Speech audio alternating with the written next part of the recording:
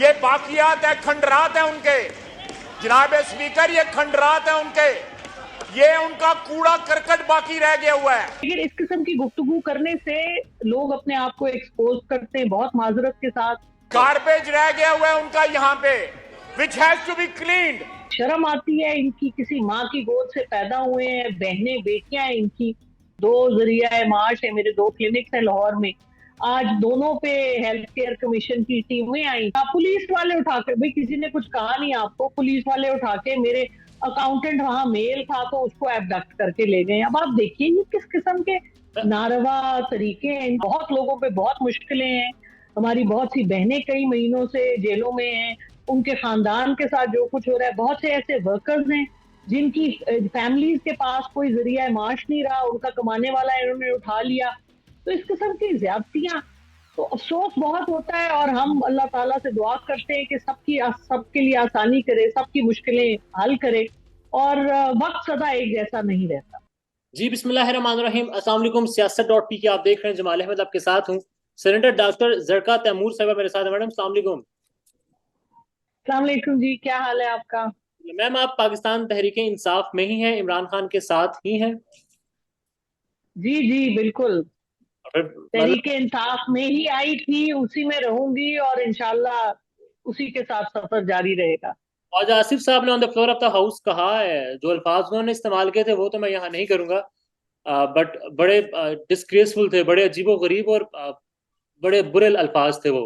और वो जो साथ हैं इमरान खान के तहरीक इंसाफ के, उन्हीं खवातीन के बारे में थे। You are one of them.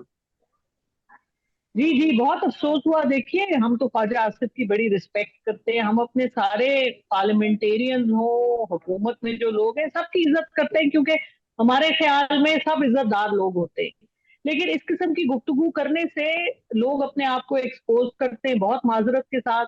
इतने सीनियर सियासतदान जो आपके मिनिस्टर डिफेंस के भी हों, वो इस किस्म की जब नारवा गुफ्तगू करें, हालांकि उनकी अपनी बेगम भी एमएनए है और बैठी होती है हाउस में। कल ज्वाइंट सेशन था, तो उनकी भांजी भी हैं, भांजी हैं या भतीजी हैं, शिजा फातिमा।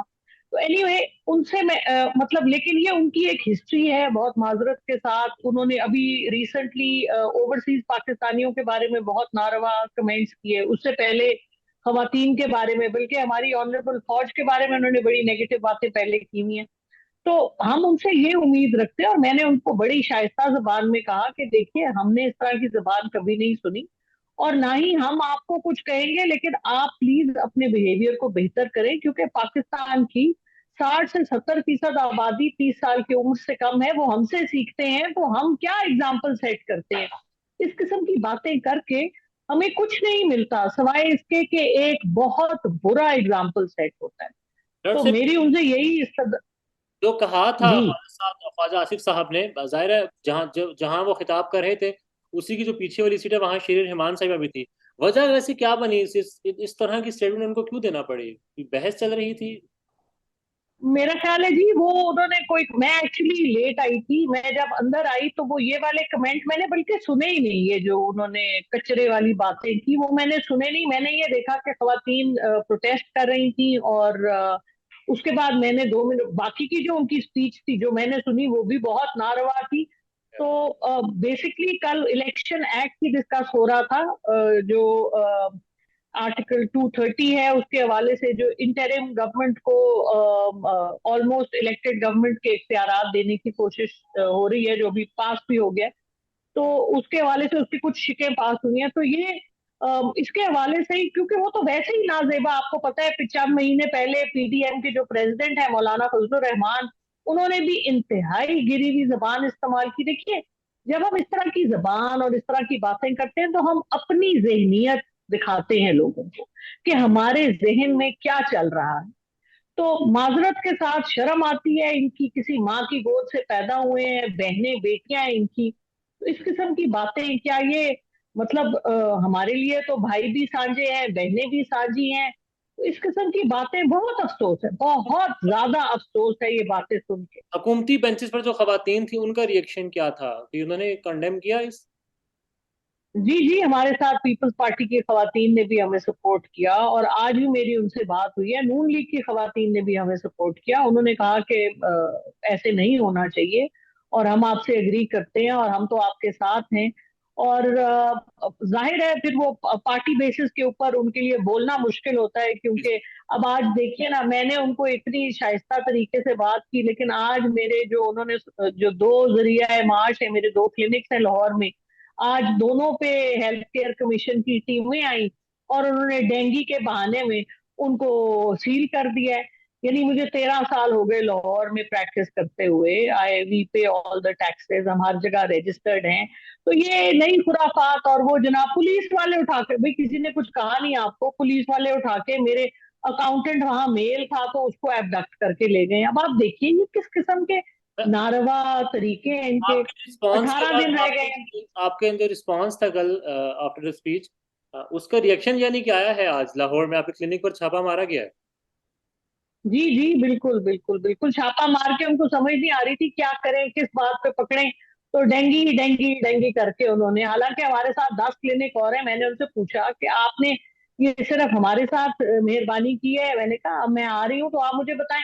उन्होंने कहा जी नहीं, मैं तो सील कर रहा हूँ, आप कहती हैं तो पुलिस बुला लेते हैं।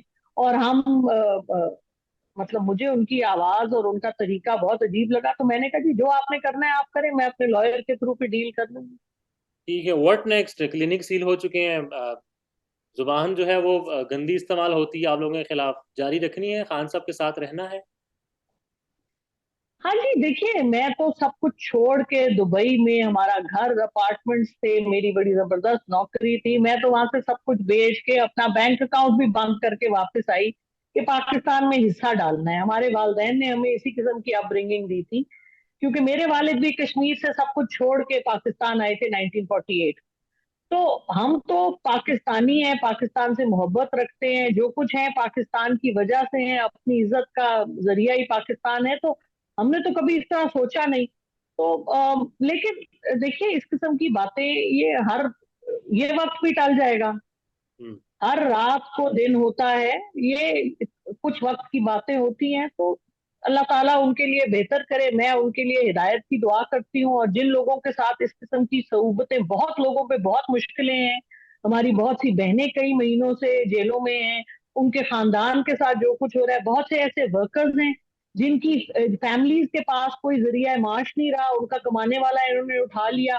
तो इस किस्म की ज्यादतियां, तो अफसोस बहुत होता है। और हम अल्लाह ताला से दुआ करते हैं कि सबके लिए आसानी करे, सबकी मुश्किलें हल करे। और वक्त सदा एक जैसा नहीं रहता। वक्त सदा नहीं रहता, फिल वक्त मुश्किल वक्त है आपकी जमात पर। मौजूदा हालात को देखकर उम्मीद जी की जा जी सकती है कि आपकी जमात के ऊपर जो वक्त है वो बेहतर होगा। जी, मेरा ख्याल है ये वक्त सब पे आते हैं, कोई ऐसी बात नहीं, जमात पे भी वक्त बेहतर आएगा। और हम तो हमेशा पुर उम्मीद रहते हैं, हम सबकी इज्जत भी करते हैं। मैंने तो कोई इस किस्म की बात नहीं की कि कोई मुझे उसके लिए मुर्द इल्जाम समझे। हमेशा इज्जत अपनी भी रख के, दूसरों की रख के बात की है। लेकिन जहां जवाब देना बनता है वहां जवाब देना, वरना मेरे में पार्लियामेंट में आने का मकसद क्या है अगर हम अपना हक राय दही भी इस्तेमाल ना करें, और हम एक एग्जाम्पल भी सेट ना करें, तो फिर हमारा यहाँ पे बैठना भी किसी तरह से बेमकसद हो जाता है।